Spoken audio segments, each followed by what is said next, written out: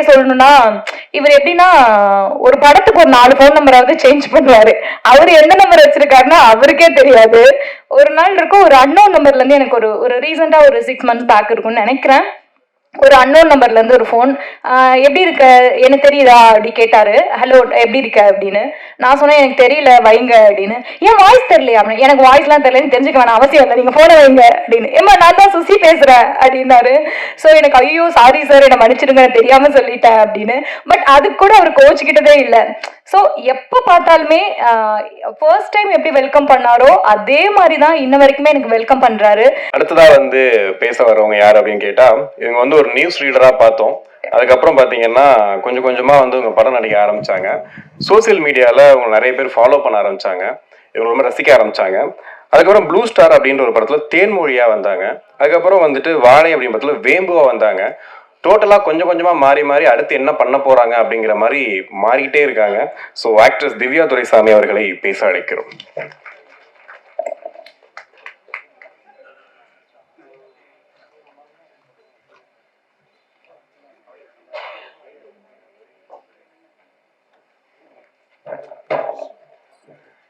எல்லாருக்கும் வணக்கம்.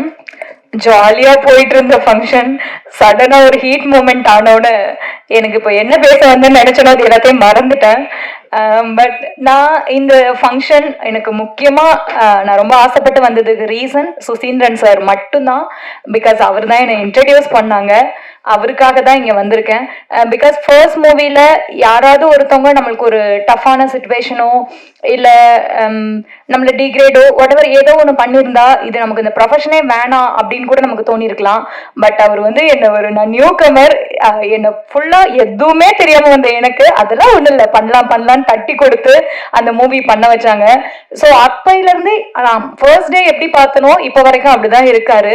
ஸோ அவருக்காக தான் இந்த ஃபங்க்ஷன் நான் வந்திருக்கேன். ஈவன் நான் நிறைய இன்டர்வியூஸ்ல சுசி சாரை பற்றி சொல்வேன், என்னை இன்ட்ரடியூஸ் பண்ணது அவர் தான். பட் ஒரு நாள் கூட அவர்கிட்ட நான் சொன்னதே கிடையாது. பட் அதெல்லாம் அவர் அதெல்லாம் அவர் என்கிட்ட கேட்டது கூட கிடையாது, நீ எனக்கு அதை தேங்க் பண்ணிருக்கியா லைக் அந்த மாதிரி கூட கேட்டதே இல்லை. ஈவன் சுசி சாரை பத்தி சொல்லணும்னா இவர் எப்படின்னா ஒரு படத்துக்கு ஒரு 4 ஃபோன் நம்பராவது சேஞ்ச் பண்ணுவாரு.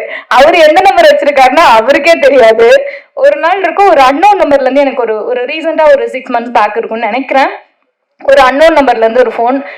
எப்படி இருக்க, எனக்கு தெரியுதா அப்படி கேட்டாரு. ஹலோ எப்படி இருக்க அப்படின்னு. நான் சொன்னேன் எனக்கு தெரியல வைங்க அப்படின்னு. ஏன் வாய்ஸ் தெரியலையா அப்படின்னு. எனக்கு வாய்ஸ்லாம் தெரியலன்னு தெரிஞ்சுக்க வேணாம் அவசியம் இல்லை, நீங்க போன வைங்க அப்படின்னு. ஏமா நான் தான் சுசி பேசுறேன் அப்படின்னாரு.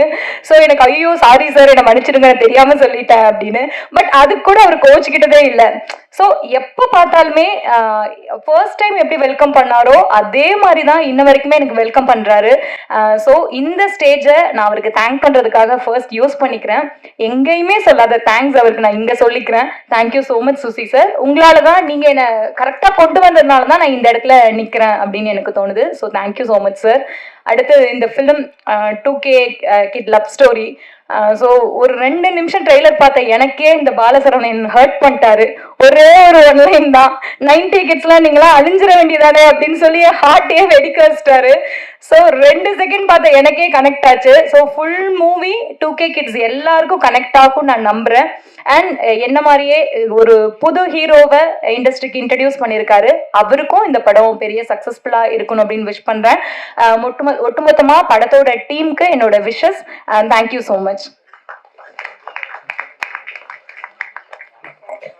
தேங்க்யூ, ரொம்ப அழகா பேசுனீங்க. ஆக்டர்ஸ் லத்திகா பாலமுருகனை பேச வைக்கிறோம்.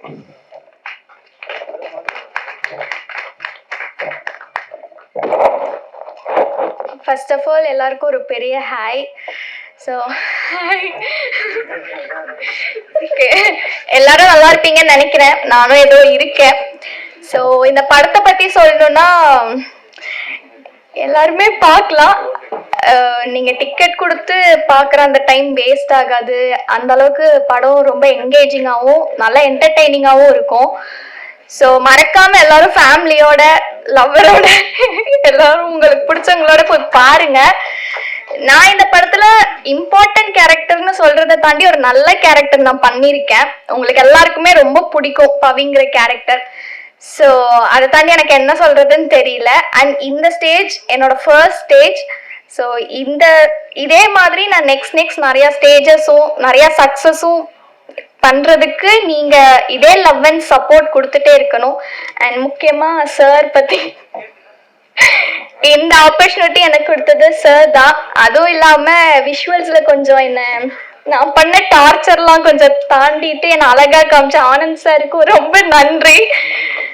அண்ட் யார் என்ன சொன்னாலும் பரவாயில்லன்னு சொல்லி என்னை இவ்வளோ தூரம் நீ பண்ணு, எனக்கு உன் மேல நம்பிக்கை இருக்குன்னு என் மேல நம்பிக்கை வச்ச எங்க அப்பா அம்மா லைக் ஃபேமிலிக்கு ரொம்ப ரொம்ப நன்றி.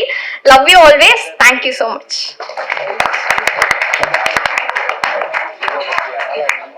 அதாவது ஒரு அழகான ஹீரோயின் வந்துட்டு நம்மள்ட்ட ஹாய் சொன்னாதான் ஹாய் சொல்லுவீங்கல்ல. இது தெரிஞ்சு பின்னாடி இருந்து ஒரு 2-3 பேர் ரொம்ப அழகா வந்து ஹாய் சொன்னீங்க. ஓகே, ரொம்ப நன்றி மேம், ரொம்ப அழகா பேசுனீங்க. உங்க பேச்சுக்கு ரொம்ப நன்றி.